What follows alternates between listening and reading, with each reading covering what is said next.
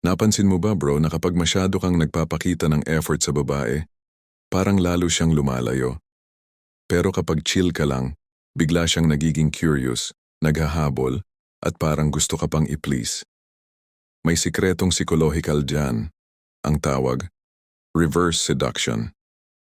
At sa video na to, ituturo ko sa'yo kung paano ka magmumukhang threat sa ego ng babae, hanggang siya mismo ang magpupumilit mag-prove ng worth niya sa'yo. Bago natin simulan, nais kong magpasalamat sa mga loyal kong subscribers sa patuloy na pagsuporta sa aking channel. Kayo ang inspirasyon ko sa paggawa ng mga bagong content. Kung bago ka sa channel ko, comment mo na kung taga saan ka. Maraming lalaki ang hindi alam ang simpleng laro ng attraction. Ganito ang karaniwang nangyayari. May gusto kang babae tapos nililigawan mo agad. Binibigyan mo ng flowers, gifts, at halos buong oras mo. Nagpapakita ka ng sobrang effort kasi ang iniisip mo, kapag nakita niya na sincere ako, mamahalin din niya ako. Sounds familiar? Pero anong nangyayari? Instead na mas bumilib siya, parang lalo siyang lumalamig, hindi siya nagiging excited. Bakit? Kasi hindi mo tinatamaan ang ego game niya. Kumbaga sa isip ng babae, madali lang pala akong makuha.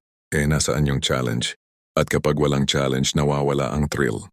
At kapag wala na ring thrill, nawawala ang attraction. Ngayon isipin mo to, ilang beses ka nang napagod kaka-effort pero hindi ka pa rin pinili? Ilang beses ka nang nagstay up late para kausapin siya pero ghosted ka pa rin? Ilang beses ka nang nag-sacrifice ng oras, pera at energy pero wala ka pa rin napapala? Masakit, di ba? At minsan mapapaisip ka, ano pa bang kulang? Sincere naman ako, mabait naman ako, todo effort na ako. Pero ito ang harsh truth, hindi sapat ang effort lang. Hindi dahil mabait ka, ikaw na agad ang pipiliin niya. At hindi porkit sincere ka, guaranteed na mahalin ka rin niya. Kasi attraction is not about kindness. Attraction is about psychology. At isa sa pinakamalakas na psychological switch ng babae ay kapag may lalaking nagiging threat sa ego niya. So ano ang gagawin mo? Simple lang, reverse seduction. Imbes na ikaw ang laging nagpo-prove ng worth mo sa kanya, gawin mong siya ang magpupursige. Imbes na ikaw ang naghahabol, siya ang gagawa ng paraan para mapansin mo siya. Imbes na ikaw ang laging nag-aalok ng atensyon, gawin mong limitado at valuable ang atensyon mo. Think of it like this. Sa chess, kung ikaw ang unang gumalaw ng walang strategy, matatalo ka agad. Pero kung gagamit ka ng tamang positioning, mapipilitan ang kalaban mong mag-react ayon sa galaw mo. Ganon din sa attraction. Kapag ikaw ang nag-set ng frame, siya ang magre-react. May kakilala akong lalaki. Tawagin na lang nating Jay. Si Jay, typical na nice guy. May nililigawan siyang babae sa office. Araw-araw binibigyan niya ng kape. Araw-araw lagi siyang available. Kahit madaling araw kapag nag-message yung babae, gising siya. Ano ang naging resulta? Wala, friendzone. Kasi sa isip ng babae, sure na siya . Hindi na exciting. Hindi ko na kailangang mag-effort. Ngayon compare mo kay Mark. Si Mark hindi nagpapakita ng sobrang effort. Friendly siya, pero hindi clingy. Kapag nag-message yung babae, minsan sinasagot agad, minsan hindi, kasi busy siya sa goals niya. Kapag nag-hangout sila, hindi lahat ng jokes ng babae ay tawa siya. Minsan, kinokontra pa niya ng pabiro. Guess what? Si Mark ang hinabol ng babae. Bakit? Kasi si Mark ay naging threat sa ego niya. Bakit hindi siya nahuhulog agad sa akin? Worth it ba ako? Kailangan ko yatang patunayan na kaya kong makuha ang atensyon niya. Boom, reverse seduction in action. Ganito gumagana ang ego ng babae. Gusto niyang maramdaman na valuable siya, pero mas na-attract siya kapag may lalaki na hindi agad siya ibinibigay ang validation. Kapag hindi mo siya nilalagay sa pedestal, nagiging challenge ka. Kapag challenge ka, dun siya na-excite. Think of it like supply and demand. Kapag sobra ang supply ng attention mo, bumababa ang value mo sa paningin niya. Pero kapag limited lang, mas lalong nagiging valuable. Alam mo ba kung bakit biglang nagiging competitive ang babae kapag hindi mo siya binibigyan ng sobra?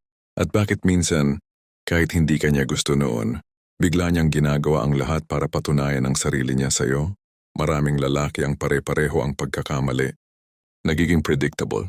Lagi siyang available. Lagi siyang nagpapakita ng attention at hindi na exciting.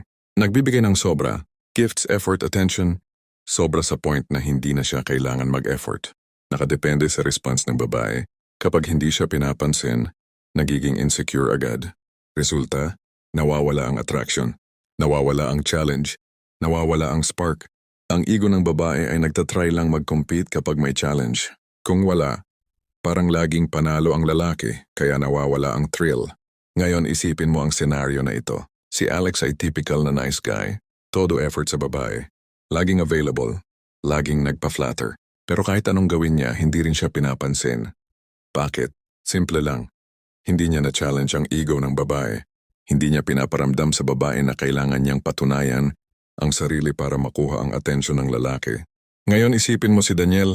Si Daniel chill lang, selective, may sariling buhay.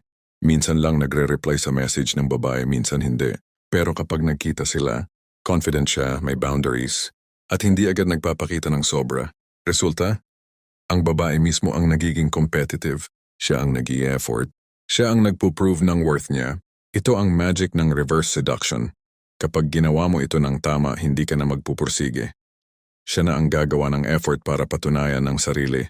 Ang utak ng tao ay natural na na-attract sa mga bagay na limited o scarce. Kapag hindi ka laging available, nagiging valuable ka sa perception ng babae. Huwag laging sagutin agad ang messages. Magpakita ng konting mysterious vibe. May life ka, may priorities ka. Huwag lahat ng oras mo siya lang ang sentro. Ganito ang magiging epekto sa kanya. Bigla siyang mag-iisip. Bakit hindi siya agad sumasagot? Worth it ba ako?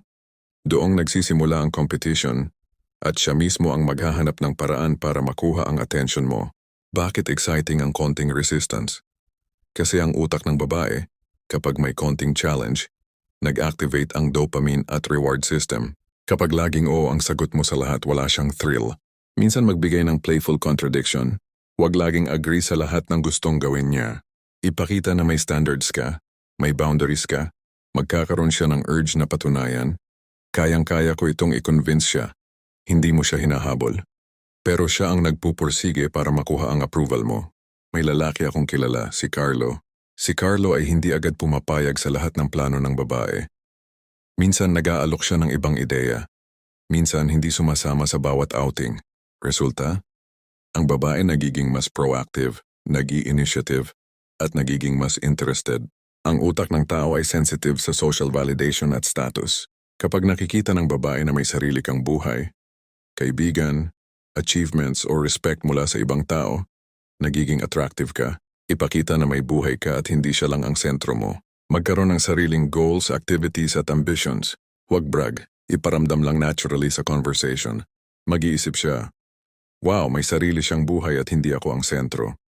Siguro kailangan kong mag-effort para makuha ang atensyon niya. Ito rin ay nagtitrigger ng ego challenge. Gusto niyang patunayan na kaya niyang mapahalagahan ka. May babae akong nakilala, si Mia. Si Mia ay agad na nag-effort kay Liam. Pero Liam ay may sariling career, hobbies at social circle. Resulta? Siya ang nagiging proactive, nagpapakita ng interest, at nagpupursige para patunayan ang sarili. Maraming lalaki ang hindi nakakaintindi ng psychology na ito, kaya sa umpisa, napapagod sila sa paulit-ulit na rejection or cold behavior ng babae. Ang naiisip nila, gusto ko naman siya, bakit parang ayaw niya sa akin? Pero sa totoo lang, hindi siya ayaw sa kanila personally. Ang ego game lang ang hindi nila na-challenge. Kapag hindi na-challenge, nawawala ang spark at attraction. Imagine mo ang epekto. Kung palaging ikaw ang naghahabol, palaging nagbibigay ng validation, nagiging boring at predictable ang relationship. Pero kapag ginamit mo ang triggers na ito, nagiging exciting, dynamic at mas malakas ang attraction. Huwag lahat ng oras mo siya lang ang focus. Magkaroon ng sariling schedule, goals at priorities. Huwag agad-agad sumagot sa messages. Huwag magpakita ng desperate vibe. Ipakita na may standards ka at hindi ka madaling naaapekto sa charm niya. Minsan konting kontra sa plano niya, konting teasing para maging exciting. Ipakita ang achievements at social proof pero hindi bragging. Let her notice hindi mo kailangan ipakita sa kanya directly. Bantayan ang kanyang reactions. Kung nagsimulang mag-prove siya, maintain your frame, continue being selective. Alam mo ba na kahit alam mo na ang tamang psychological trigger sa babae, maraming lalaki pa rin ang nagkakalugi. Bakit? Kasi nagkakamali sila sa pinaka-basic na bagay at bigla silang nawawalan ng power sa laro ng attraction. Ngayon ituturo ko sa iyo ang pinakakaraniwang mistakes ng lalaki sa reverse seduction at paano mo mapapanatili ang control para siya na mismo ang maghabol sa iyo. Maraming lalaki ang nalulunod sa kagustuhan nila kahit alam na nila ang tamang strategy. Karaniwang kamalian, over-pursuing after small wins. Kapag nagpakita ang babae ng kaunting effort o flirt, agad silang nahuhulog at nagpapakita ng sobra. Resulta, nawawala ang mystery at nagiging clingy. Giving too much validation. Lagi nilang sinasabi, wow, ang ganda mo or sobrang cool mo. Yes, minsan ito ay overkill. Sa psychology ng babae, nawawala ang need niya na patunayan ang sarili. Failing to maintain frame. Kapag may konting rejection o challenge, agad silang nag-a-adjust para mapansin siya. Resulta, bumabagsak ang aura ng independence at power. Being predictable. Laging available, laging oo sa lahat ng plan niya. Nawawala ang thrill at challenge na kailangan para siya ang maghabol. Showing neediness or desperation. Kapag nagmamadali o nagpapakita ng insecurity, agad na na-detect ng babae. Ang epekto, bumababa ang respect at attraction. Ngayon isipin mo to, ilang beses ka nang ginawa ito, nagpapakita ka ng sobra sa kaibigan mo, at wala kang na-feel na reciprocation. Nag-effort ka ng todo sa babae pero cold lang ang reaction. Naging clingy ka sa umpisa at napunta ka sa friend zone. Masakit, di ba? At ang problema, karamihan sa lalaki, hindi alam na sila mismo ang nagiging dahilan ng pagkatalo nila sa attraction game. Kung gusto mo maging ego threat sa babae, kailangan mo i-correct ang mga mistakes na ito agad. Kailangan mo panatilihin ang mystery, independence at power mo. Paano panatilihin ang lakas ayon sa Stoicism? 1. Control your availability. Huwag laging sagutin ang messages agad. Limitahan ang oras na nakalaan sa kanya. Focus sa goals at sarili mong buhay. Example, si Ramon ay dati laging available sa crush niya. Resulta friendzone. Ngayon kapag nag-message, minsan hindi agad sumasagot. Minsan may follow-up, minsan hindi. Resulta, siya na ang hinabol ng babae, nag-i-initiate at nag-prove ng worth niya.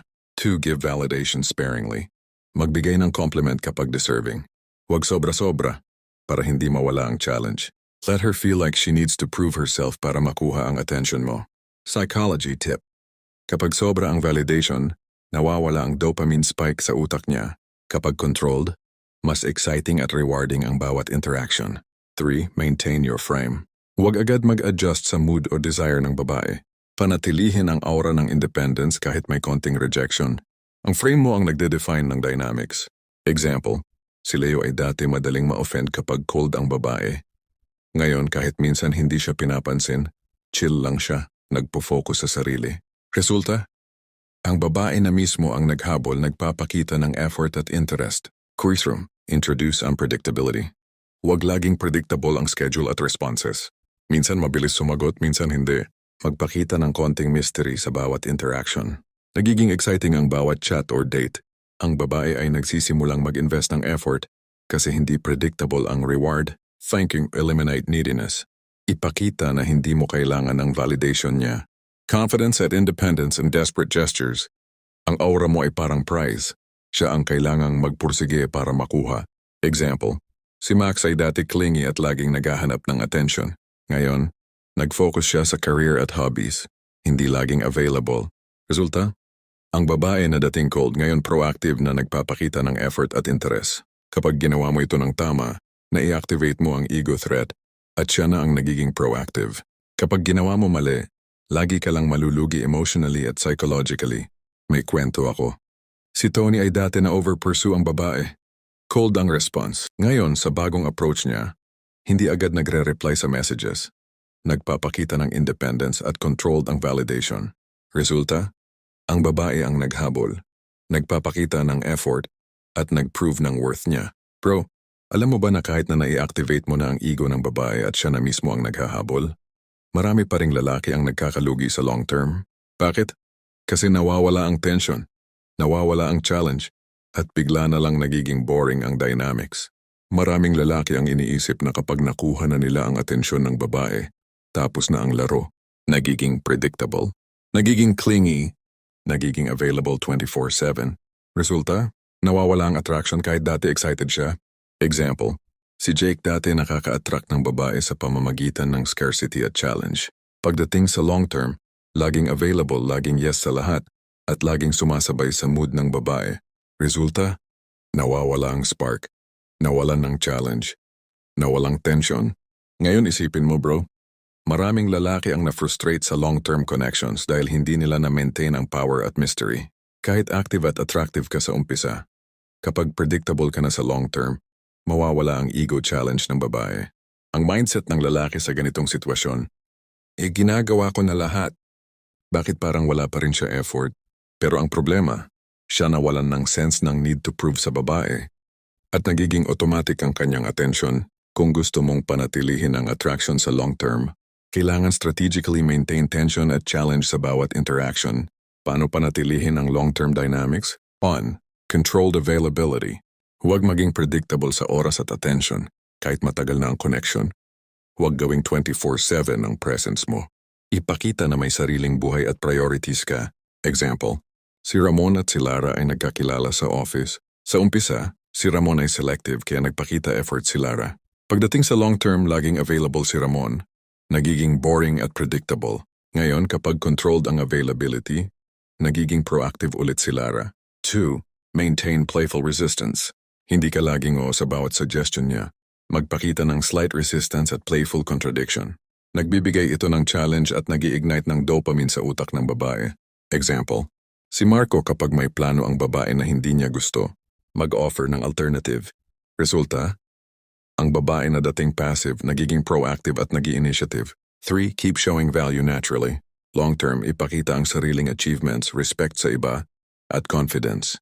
Huwag mag-brag, iparamdam lang. Patunayan sa sarili at sa babae na ikaw ay high value. Example, si Liam ay may sariling career at hobbies. Hindi niya ipinapakita agad kay Mia ang success niya, pero natural siyang nakikita sa interactions. Resulta, ang babae proactive sa pagpapakita ng effort at nag-i-invest emotionally. 4.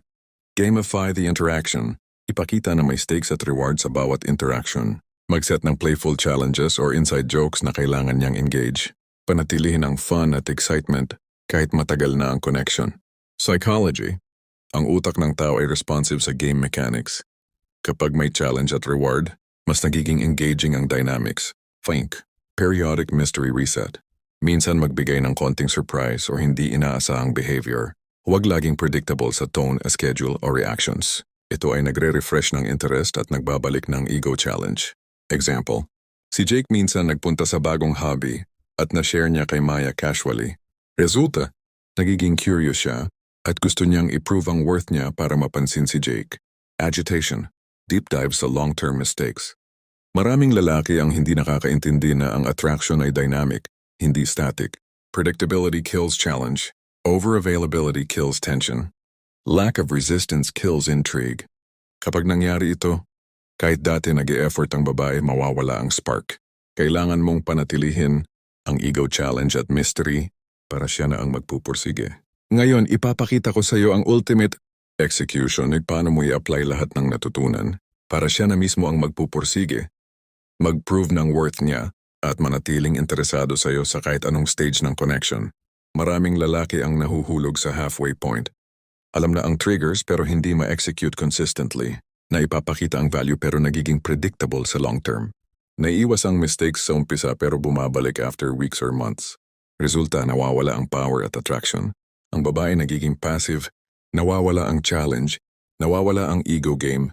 Example, si Marco ay nag-apply ng trigger sa umpisa. Sa unang buwan siya ang ego threat, proactive ang babae. Ngunit pagdating sa ikalawang buwan, naging clingy siya, available 24/7, at sobra ang validation. Resulta, nawalan ng spark at ang babae ay hindi na nagpursige. Isipin mo bro, ilang beses ka na nakakita ng pattern na ito. Nagsimula ka strong, pero over time siya na lang ang nagiging passive. Nag-effort ka sa umpisa, pero parang nawawala ang respect at excitement. Karamihan sa lalaki, hindi naiintindihan na ang psychological game ng attraction ay isang dynamic, long-term strategy. Hindi ito basta flare-up lang ng interest. Kailangan mong consistently maintain ego, threat at challenge para siya ang magpupursige sa buong duration ng connection. Huwag laging available sa chat pero kapag nagkita, confident at independent ang behavior mo. Example, si Alex ay selective sa reply. Sa dates, minsan playful resistance sa plano. Kailangan niyang mag-adjust. Resulta, proactive effort from the woman. Nag-i-invest emotionally at physically. Huwag sobra ang compliments, sparingly lang. Panatilihin ang frame kahit may small wins. Ang objective, hindi ka matalo sa ego game. Kapag controlled ang validation, bawat effort ng babae ay nagiging rewarding. Kapag consistent ang frame, ikaw ang defining authority sa interaction. Patuloy na ipakita ang independence, achievements at respect sa iba. Huwag ipakita overtly. Let her notice naturally. Ang effect. Sustained attraction at competition to prove her worth. Example. Si Liam ay may career at hobbies. Hindi niya pinapakita lahat sa babae. Ngunit ang babae ay proactive sa interaction. Gusto niyang ipakita na kaya niyang mapahalagahan ang value ni Liam. Step 4. Gamify long-term interaction. Introduce small playful challenges, inside jokes, or mutual goals. Ang objective, panatilihin ang dopamine spike at tension sa interaction. Resulta, siya mismo ang nag-i-initiate at nagpupursige. Practical tip. Minsan i-challenge siya sa opinion. Playful debate. Minsan i-test ang commitment, small tasks or games. Resulta, nagiging engaging at dynamic ang connection. Isipin mo, maraming lalaki nakaka-activate ng ego threat sa umpisa. Pero long-term, nagiging clingy, sobrang validation. Nawawala ang challenge, nawawala ang spark. Predictable behavior, nawawala ang intrigue. Resulta, nawawala ang attraction. Lalaki nawalan ng control. Babae nawalan ng incentive. Solution. Integrate all steps consistently. Continuous tension. Ego challenge, mystery, value demonstration. Reverse seduction, full execution. Bro, kung seryoso ka sa mastery ng reverse seduction, i-practice ang lahat ng steps consistently. Activate ego threat. Apply psychological triggers. Panatilihin ang long-term challenge at tension. Kapag nagawa mo ito ng tama, siya na mismo ang maghahabol, magpupursige, at patunayan ang worth niya sa'yo. Ito ang ultimate blueprint ng attraction psychology na bihirang maunawaan ng karamihan sa lalaki. Salamat sa panonood.